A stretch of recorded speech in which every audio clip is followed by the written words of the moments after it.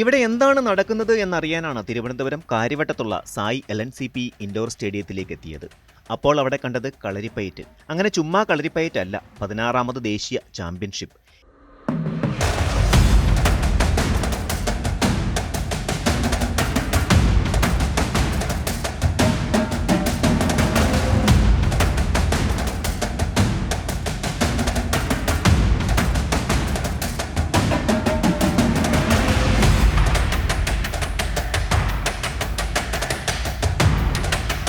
ഇന്ത്യയിലുടനീളമുള്ള കളരി ചാമ്പ്യന്മാർ മാറ്റുരയ്ക്കുന്ന Kalaripayattu championship 3 ദിവസമായി ഇവിടെ championship നടക്കുകയാണ്.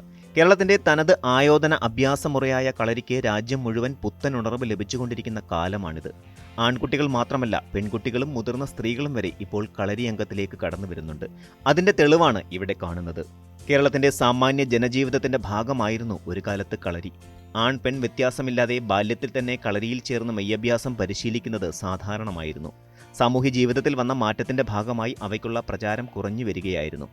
എന്നാൽ കാലം മാറിയപ്പോൾ കളരിയുടെ പ്രാധാന്യം പുതുതലമുറ തിരിച്ചറിഞ്ഞ് കൂടുതൽ പേർ കളരിയിലേക്ക് ശ്രദ്ധ തിരിക്കുകയാണ്.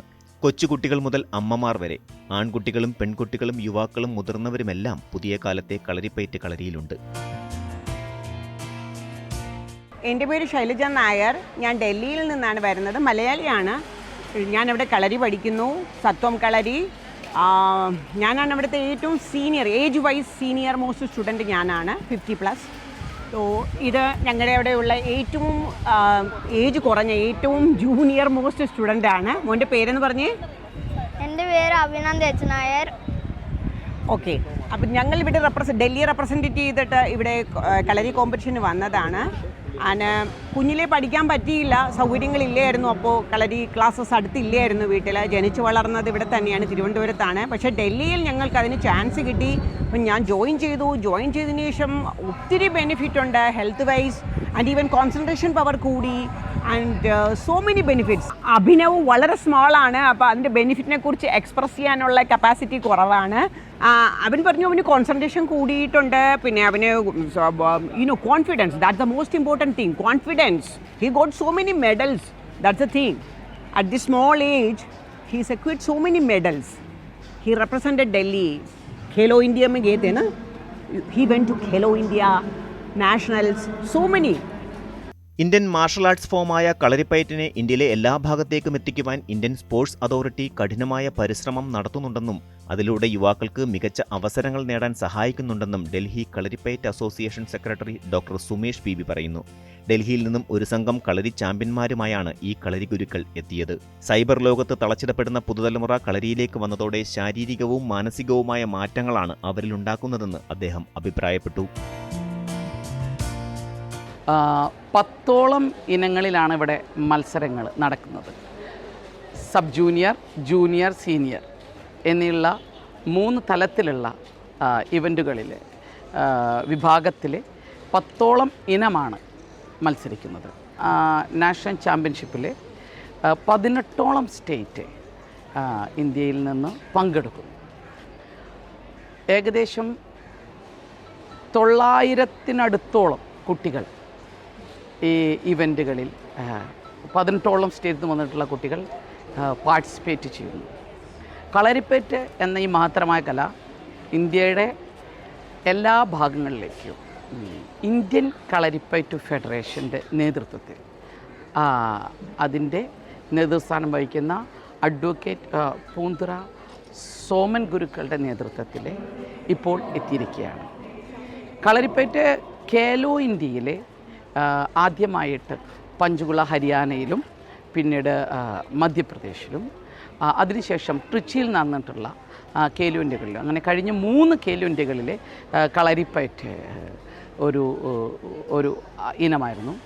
അതിൽ പങ്കെടുക്കാനുള്ള ഒരു അവസരം കളരിപ്പയറ്റ് എല്ലാ വിദ്യാർത്ഥികൾക്കും ഇന്ത്യയുടെ പല ഭാഗത്തുനിന്നും അവസരം ലഭിക്കുകയുണ്ടായി.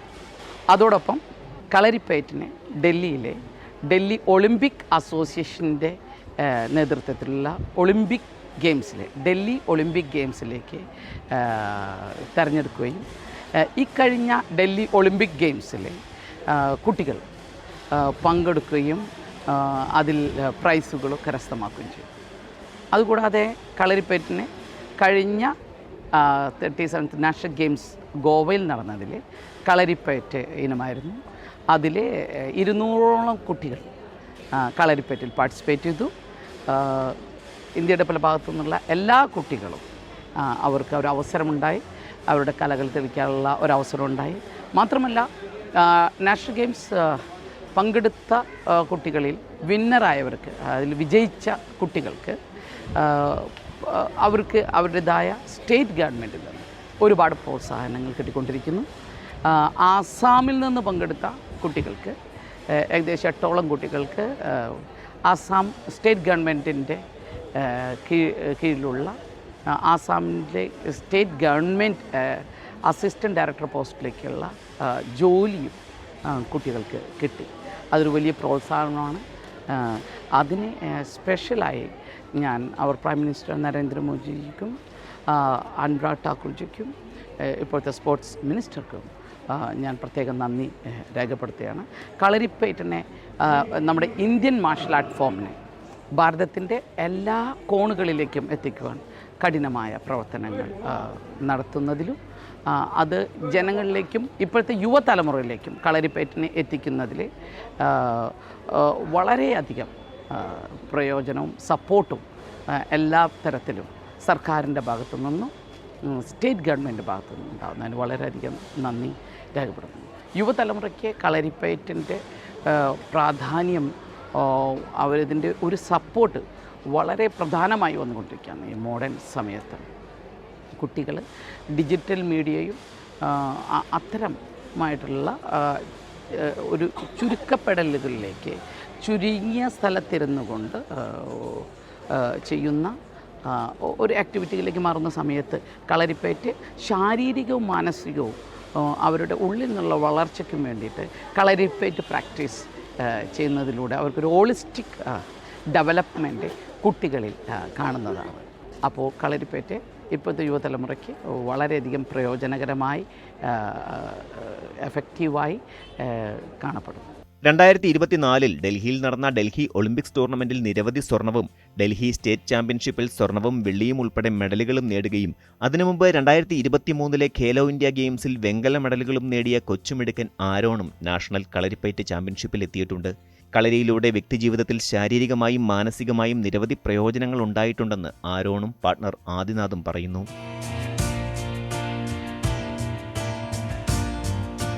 എൻ്റെ പേര് എ എം ആരോൺ. ഞാൻ 10 വർഷമായിട്ട് കളരി പഠിക്കുന്നുണ്ട്. കളരി അറിഞ്ഞത് തന്നെ ഞങ്ങളുടെ അവിടെ പഠിപ്പിക്കാൻ സാറ് വന്നപ്പം പപ്പയായിട്ട് പരിചയപ്പെട്ടു. പപ്പയ്ക്കൊരാഗ്രഹം മക്കളെ പഠിപ്പിക്കണമെന്ന്. അപ്പം ആദ്യം ചേർത്തു. ആദ്യം ഭയങ്കര ബുദ്ധിമുട്ടായിരുന്നു ഈ എക്സസൈസൊക്കെ ചെയ്യുക. പക്ഷെ പണ്ടായിരുന്നപ്പോൾ ഈ കളിച്ചടച്ച് നടക്കുന്നതുകൊണ്ട് അത്രയും പ്രശ്നമില്ലായിരുന്നു. പിന്നെ വന്ന് കോമ്പറ്റീഷൻസൊക്കെ ആയപ്പോഴത്തേക്കും സീരിയസ്നെസ് മനസ്സിലാക്കി. പണ്ട് സിനിമയിലൊക്കെ കണ്ടുപോലെ വാള് പരിചയം അതൊക്കെ കണ്ടാണ് കെയർ ചെയ്തത് തന്നെ. എന്നിട്ട് കയറിയപ്പോഴാണ് മനസ്സിലായത് അത് മാത്രമല്ല ഒത്തിരി സംഭവങ്ങളുണ്ടെന്ന്. അപ്പം കളരി കാരണം ഒത്തിരി ഓപ്പർച്യൂണിറ്റീസ് എനിക്ക് കിട്ടിയിട്ടുണ്ട്. നാഷണൽസ് ഒത്തിരി കളിച്ചിട്ടുണ്ട്. ഖേലോ ഇന്ത്യ സ്റ്റേറ്റ് അങ്ങനെ അതിൽ ഒത്തിരി മെഡലും ജയിച്ചിട്ടുണ്ട്. പിന്നെ കളരി കാരണം ഒത്തിരി നല്ല കാര്യങ്ങൾ സംഭവിച്ചിട്ടുണ്ട്. ഒത്തിരി കൂട്ടുകാരെ കിട്ടി, ഒത്തിരി കാര്യങ്ങൾ മനസ്സിലാക്കാൻ പറ്റി. പിന്നെ എങ്ങനെയാണ് പെരുമാറേണ്ടത്, എങ്ങനെയാണ് എൻവോൺമെൻറ്റ്, അങ്ങനെയൊക്കെ ഒത്തിരി നല്ല കാര്യങ്ങൾ പഠിച്ചു. കളരി സെൽഫ് ഡിഫെൻസ് മാത്രമല്ല പഠിപ്പിക്കുന്നത്, അതിനകത്ത് ഓരോ കാര്യങ്ങളുണ്ട്. എങ്ങനെ ഡിസിപ്ലിൻ ആയിട്ടിരിക്കണം, എങ്ങനെ വേ ഓഫ് ലൈഫാണ് കളരി. അപ്പം കളരി സെൽഫ് ഡിഫെൻസ് മാത്രമല്ല പഠിപ്പിക്കുന്നത്, അങ്ങനെ ഒത്തിരി കാര്യങ്ങൾ പഠിപ്പിക്കാറുണ്ട്. ആദ്യമൊക്കെ ജോയിൻ ചെയ്ത സമയത്ത് ഇതൊന്നും അറിഞ്ഞൂടായിരുന്നു. അത് കഴിഞ്ഞ് ഒരു നാഷണൽ അതൊക്കെ കളിക്കാൻ തുടങ്ങി. നമ്മൾ സാറുമായിട്ട് കൂടുതൽ സംസാരിച്ച് കൂടുതൽ സാറിൻ്റെ കൂടെ ടൈം സ്പെൻഡ് ചെയ്ത് പഠിക്കാൻ തുടങ്ങിയപ്പോഴാണ് നമുക്ക് മനസ്സിലായത് ഇത് വലിയൊരു ഓപ്പർച്യൂണിറ്റിയാണ് നമുക്ക് കിട്ടുന്ന കളരി പഠിക്കുകയെന്ന് വെച്ച് കഴിഞ്ഞാൽ. കരാട്ടയും കുൻഫും പോലെയൊക്കെ തന്നെ, പക്ഷേ അതിനേക്കാളും വേറെ എന്തോ സ്പെഷ്യൽ ഉണ്ടെന്ന് തോന്നിയതുകൊണ്ട് മാത്രമാണ് കളരി ഇപ്പം കണ്ടിന്യൂ ചെയ്യുന്നത്. ഇനിയും കണ്ടിന്യൂ ചെയ്യാനുള്ള താല്പര്യമുള്ളത്. ഇപ്പോൾ കളരി എനിക്ക് ഇഷ്ടപ്പെട്ടത്, ഞാൻ സ്കൂളിലേക്കൊക്കെ പോകുമ്പോൾ അവിടെ കുട്ടികൾ പോയായിരുന്നു കളരിക്ക്. അപ്പോൾ അവരോട് ഇങ്ങനെ സംസാരിച്ച് അവർ പറഞ്ഞു നല്ലതാണ്, ഞങ്ങളുടെ ഒപ്പം കൂടി ചേരുമെന്നൊക്കെ ചോദിച്ചാൽ അങ്ങനെ ചേർന്നതാണ് സാറിൻ്റെ ഒപ്പം. പിന്നെ അത് പഠിച്ചു തുടങ്ങി. പിന്നെ ഗ്രേസ് മാർക്കിനും അതിനൊക്കെ സർട്ടിഫിക്കറ്റും പിന്നെ നാഷണലൊക്കെ കളിക്കാൻ പോയപ്പോൾ മനസ്സിലായി ഇത് നല്ലതാണ്, ഫ്യൂച്ചറിനൊക്കെ നല്ലതാണെന്ന് മനസ്സിലായി. പിന്നെ ഡിഫെൻസിനും അതൊക്കെ. പിന്നെ ഞാൻ 4 വർഷമായി ഇപ്പോൾ പഠിച്ച് തുടങ്ങിയിട്ട്. പിന്നെ സത്വം കളരിയുടെ അടിയിലാണ് ഞാൻ പഠിക്കുന്നത്. അപ്പോൾ വീട്ടുകാരൊക്കെ നല്ല സപ്പോർട്ടീവാണ്. അതിനൊന്നും കുഴപ്പമില്ല, അവർ സപ്പോർട്ട് ചെയ്യുന്നു. ഇപ്പോൾ എൻ്റെ അച്ഛനും ഇങ്ങോട്ട് വന്നിട്ടുണ്ട് നാഷണൽ എൻ്റെ കളി കാണാൻ. 3 ദിവസമായി നടന്ന 16ാമത് ദേശീയ കളരിപ്പയറ്റ് ചാമ്പ്യൻഷിപ്പിൽ തുടക്കം മുതൽ മുന്നിൽ നിന്ന കേരളം 43 സ്വർണവും 36 വെള്ളിയും 24 വെങ്കലവും നേടി കിരീടം സ്വന്തമാക്കി. കഴിഞ്ഞ നാഷണൽ ഗെയിംസിൽ ഏറ്റവും കൂടുതൽ മെഡൽ നേടി കേരളത്തെ 5ാം സ്ഥാനത്തേക്ക് എത്തിച്ചത് കളരിപ്പയറ്റിലെ മികച്ച പ്രകടനമാണ്. എങ്കിലും കേരളം കളരിക്ക് വേണ്ട പ്രാധാന്യം നൽകുന്നില്ലെന്നും കളരിപ്പയറ്റ് താരങ്ങളെ അവഗണിക്കുകയാണെന്നുമുള്ള പരിഭവമാണ് Indian Kalaripayattu federation technical director G Radhakrishnan പങ്കുവയ്ക്കുന്നത്. കളരിപ്പയറ്റിനെ സംബന്ധിച്ച് ഒരു നല്ല കാലഘട്ടമാണിത്.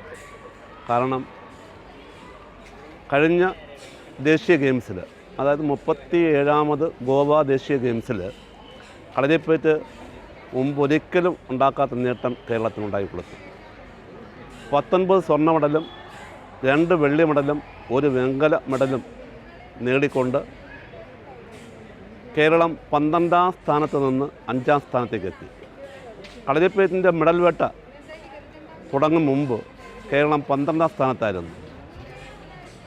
കളരിപ്പയറ്റ് ജേതാക്കൾ സ്വർണ്ണ മെഡൽ നേടിയതോടുകൂടിയാണ് കേരളം 5ാം സ്ഥാനത്തെത്തിയത്. ആദ്യമേ ഒരു പരിഭവം ഞാൻ രേഖപ്പെടുത്തുന്നു. ദേശീയ ഗെയിംസിൽ ഇത്രയും സ്വർണ്ണ മെഡലും വെള്ളി മെഡലും വെങ്കല മെഡലും നേടുന്ന കളരിപ്പയറ്റ് താരങ്ങൾക്ക് കേരള സർക്കാർ പ്രഖ്യാപിച്ച പാരിതോഷികത്തിൽ ആ പട്ടികയിൽ കളരിപ്പയറ്റ് ജേതാക്കളെ ബോധപൂർവമാണോ അല്ലയോ എന്ന് എനിക്കറിയില്ല, അത് വിട്ടുപോയി.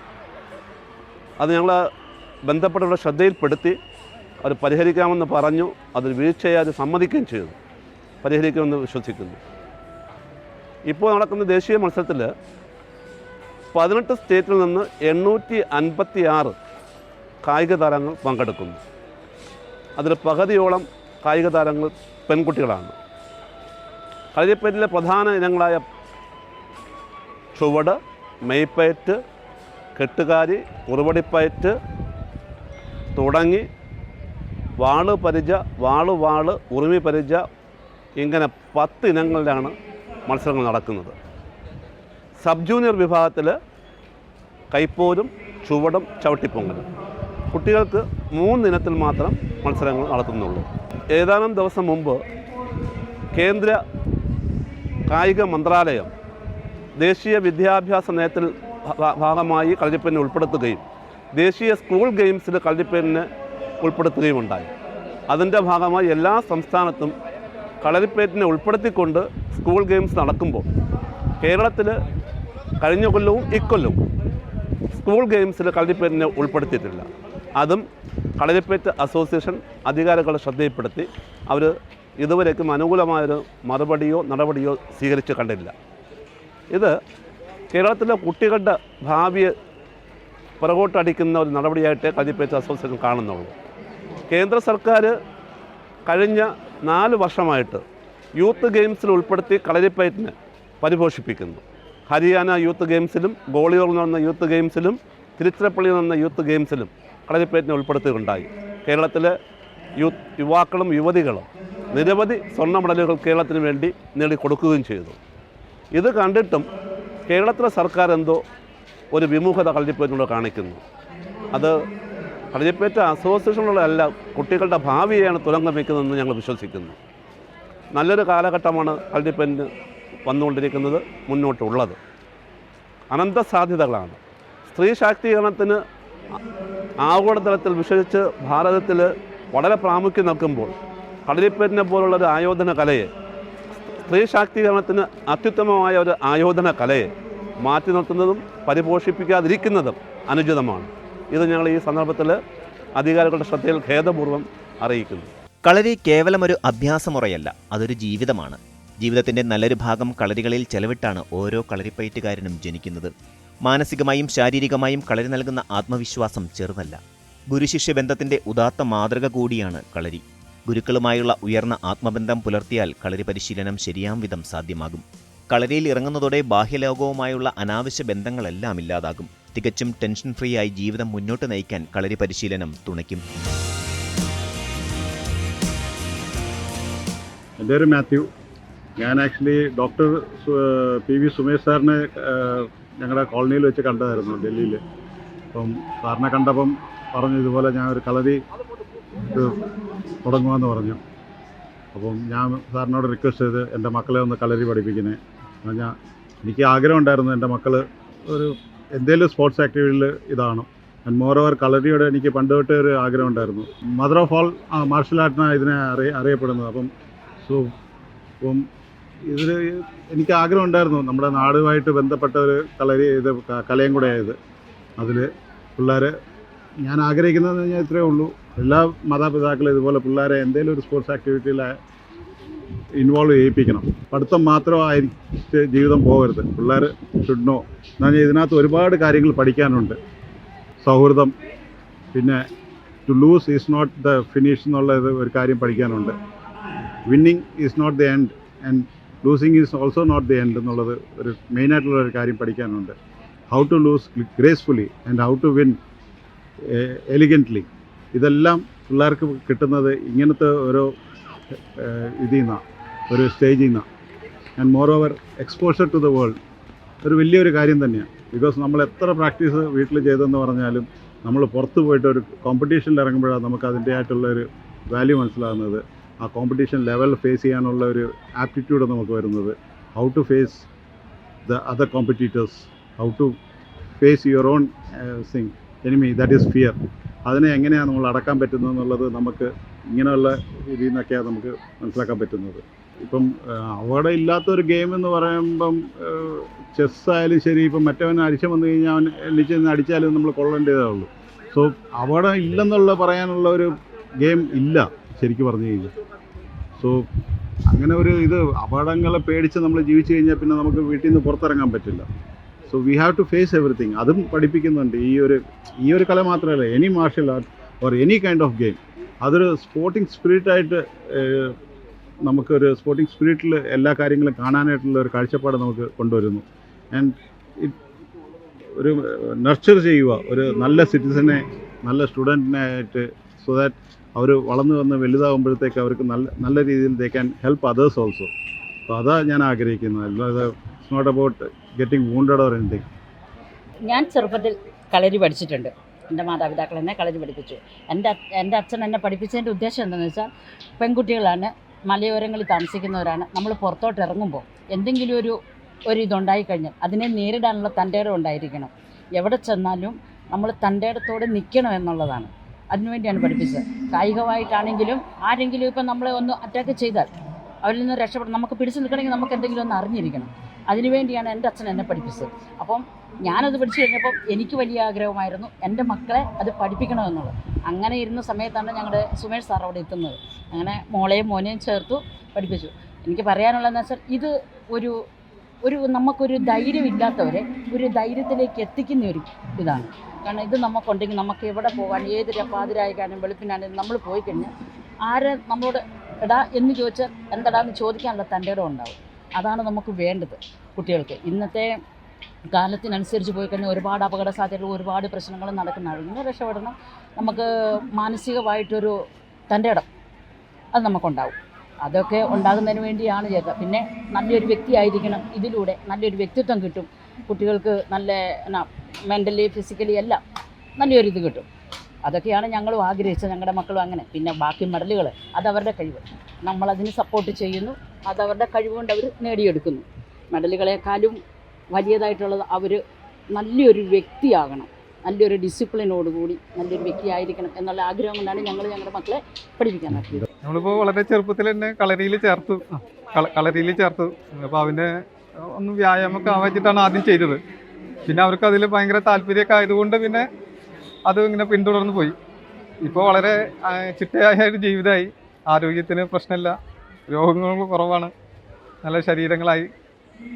പിന്നെ സത്വം കളരി സംഘത്തിൻ്റെ കീഴിലാണ് നമ്മൾ ചെയ്യുന്നത്. സുമേഷ് ഗുരുക്കളാണ് നടത്തുന്നത്. പഴയകാലത്ത് രാജാക്കന്മാർ തമ്മിലുള്ള കുടിപ്പകയും തർക്കങ്ങളും തീർക്കാനാണ് കളരിപ്പയറ്റ് നടത്തി വന്നിരുന്നതെങ്കിൽ അംഗംവെട്ടിലൂടെ വീര്യവും അഭ്യാസപാടവവും കാട്ടി അധികാര ശക്തി കാണിച്ചിരുന്ന ചരിത്രം ഇന്നത്തെ കളരിക്കില്ല. ആരോഗ്യകരമായ മെയ്വഴക്കത്തിനും സ്വയരക്ഷയ്ക്കായുള്ള ആയോധന മുറകൾ പരിശീലിക്കുവാനുമാണ് ഇന്ന് യുവസമൂഹം കളരിയിലേക്കെത്തുന്നത്. ചെറുപ്രായത്തിൽ തന്നെയുള്ള കളരി പരിശീലനം കൈമെയ് വഴക്കത്തിനും ശക്തി പകരും. ഒപ്പം സ്വഭാവദൂഷ്യമുള്ളവരും ദുർവാശിക്കാരുമായ പല കുട്ടികൾക്കും കളരി പരിശീലനത്തിലൂടെ മാറ്റം വന്നതിൻ്റെ നിരവധി അനുഭവ സാക്ഷ്യങ്ങളുമുണ്ട്. വ്യായാമങ്ങൾക്ക് സമാനമായ പരിശീലനങ്ങൾക്ക് ശേഷം മെയ്പ്പയറ്റിലാണ് കളരിയിലെ തുടക്കം. പിന്നീട് കൈപ്പോരിലൂടെ വികസിച്ച് ആയുധ പരിശീലനത്തിലേക്ക് കടക്കുകയാണ് ചെയ്യുന്നത്. മുച്ചാണും വെറും കൈയും, കത്തിപ്പയറ്റ്, വാളും വാളും പരിചയം, ഉറുമിവീശൽ, ഉറുമിപ്പയറ്റ് എന്നിങ്ങനെയാണ് കളരിയിലെ വിവിധ ഘട്ടങ്ങൾ. ശരീരവഴക്കം ലഭിക്കാൻ കളരി പോലെ മറ്റൊരു കല വേറെയില്ല. പോയ കാലത്തിൻ്റെ വീരസ്മരണകളാണ് കളരിക്ക് പലപ്പോഴും കൂട്ടാകുന്നത്. പുതുതലമുറയിലൂടെ കളരിപ്പയറ്റ് എന്ന കേരളത്തിൻ്റെ സ്വന്തം ആയോധന കല പുതിയ നേട്ടങ്ങൾ കരസ്ഥമാക്കി മുന്നേറുന്നതിൽ മലയാള നാടിനും അഭിമാനിക്കാം.